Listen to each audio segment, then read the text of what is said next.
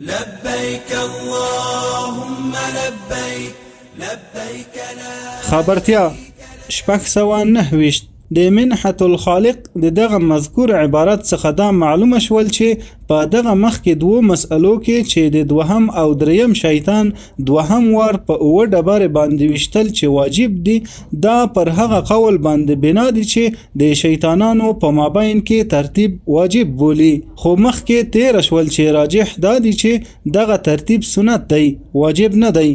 نو په دغه وجه باید ووایو چې اصلي خبره دا ده چې د دوهم او دریم شیطان دوهم وار په اوه ډبرې باندې ویشتل سنت دی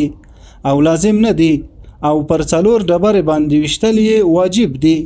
ځکه دغه احتمال شته چې دغه پاتې څلور ډبرې به د دوهم شیطان څخه پاتې شوي وي، او هم دغه احتمال شته چې د دریم څخه به پاتې شوي وي، لکه هغه احتمال چې وو چې د اول څخه به پاتې شوي وي. نو په هر شیطان کې دا احتمال پیدا شو چې واجب به یې نه وي پوره شوي،